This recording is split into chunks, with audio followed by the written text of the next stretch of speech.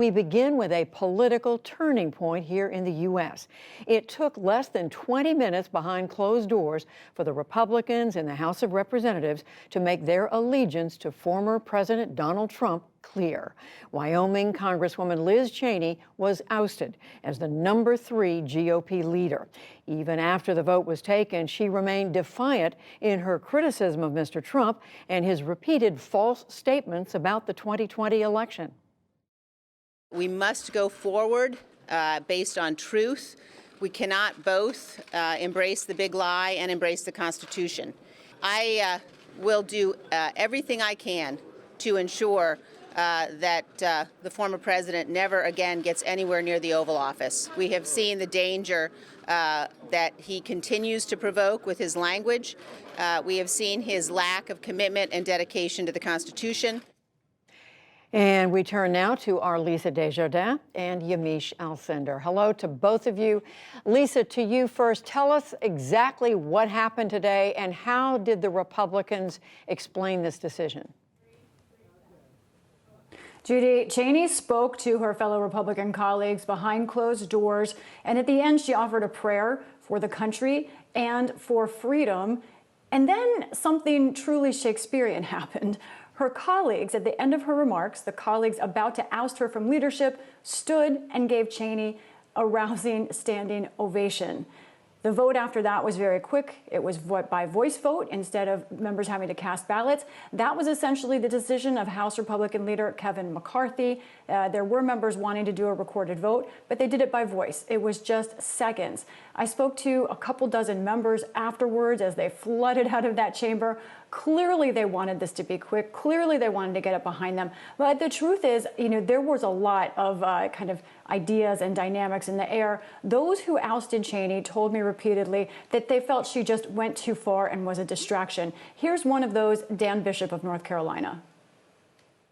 Liz Cheney's responsibility is to lead our conference in the House of Representatives, and so she has a particular responsibility as a result of that. Frankly, it doesn't serve us well if she's fomenting division in our ranks. Others, though, of course, said that Cheney was right, that whether they agreed with her or not, there was a sense from many Republicans that something dangerous happened here and that a member was booted from leadership for holding deeply held convictions and speaking her truth. Now, there was also a group of Republicans who didn't want to get into the right or wrong of it, but did say this is an upside down world for them. This is a party that's been moving to the right for years, and here it was that they booted one of their most hardline conservatives, a woman who voted 93% of the time with President Trump in favor of someone, the woman in waiting for this job, Elise Stefanik of New York, who has a much more moderate record. It really comes to tell you that this is not about public policy or philosophy. It's about brand. It's about the Trump brand. And it's about January 6th, something I must add, which is bubbling up into real action and decisions now in the politics of Congress. And so, Lisa, what is the sense about what this says about what the future holds for Liz Cheney and for House Republicans, and what does that tell us?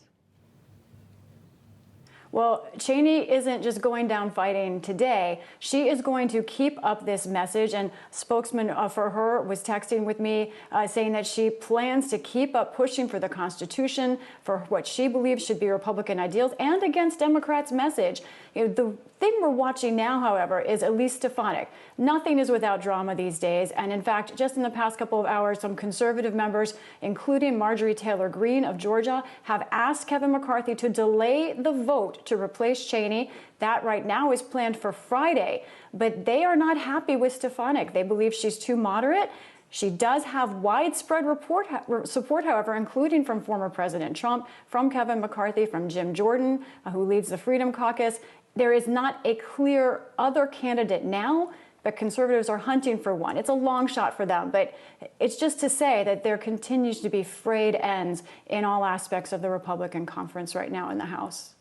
So now over to you, Yamiche. Tell us about the White House reaction to all this, and how is it thought that this is going to affect relationships between the White House and Republicans? Well, Judy, in an era where historic and traumatic moments stand out, today is standing out again. What we saw today, of course, was the ouster of Liz Cheney. But what makes this day stand out also is because House Leader Kevin McCarthy came to the White House today, and he didn't want to own up to the idea that Liz Cheney was being ousted from her leadership position because she would not embrace the conspiracy theory, the false conspiracy theory, of course, that the election was rigged. Here's what Kevin McCarthy said just minutes after meeting with the president, just standing outside the Oval Office, when the question was put to him, how is this going to impact the ability for Democrats and Republicans to work together? I don't think anybody is questioning the legitimacy of the presidential election. I think that is all over with. We're sitting here with the president today. So from that point of view, I don't think that's a problem.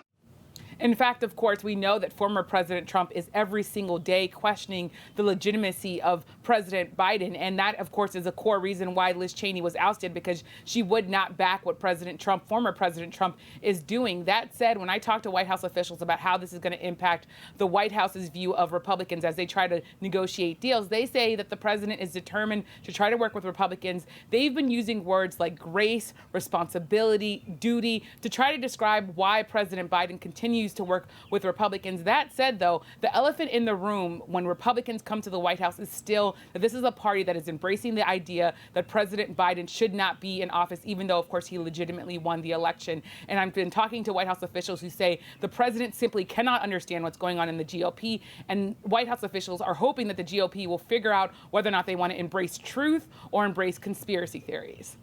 And just quickly, Yamiche, we know the president did meet with the top bipartisan congressional leaders today. Is there a sense coming out of that meeting how there may be a chance for any bipartisanship going forward?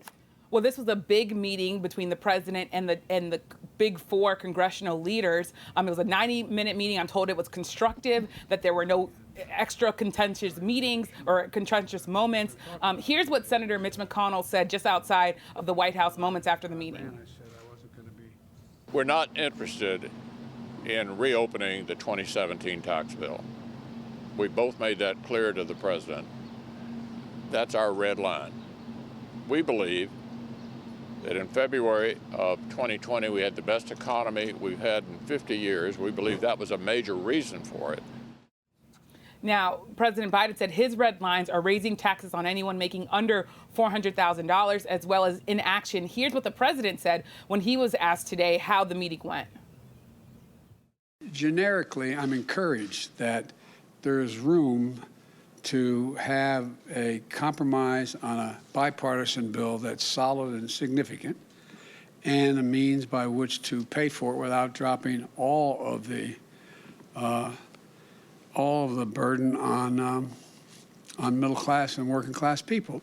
We're getting them out of they're coming around, but this has to be a burden shared across the spectrum. Now, I'm told by White House sources that there is still this feeling that a deal can be reached, but the White House really wants to hear from Republicans, they say, how they plan to pay for some of the big plans that President Biden has. Of course, it's $4 trillion worth of plans. Tomorrow, a group of Republicans are going to be coming to the White House again to really present their proposal for how they can deal with infrastructure. I'm told that will be a nuts and bolts meeting, so we'll have to stand by to see how that meeting goes and whether or not a deal can be reached. Yamiche Alcindor at the White House, Lisa Desjardins reporting on the Hill, an important day in Washington. Another one. Thank you, Lisa and Yamiche.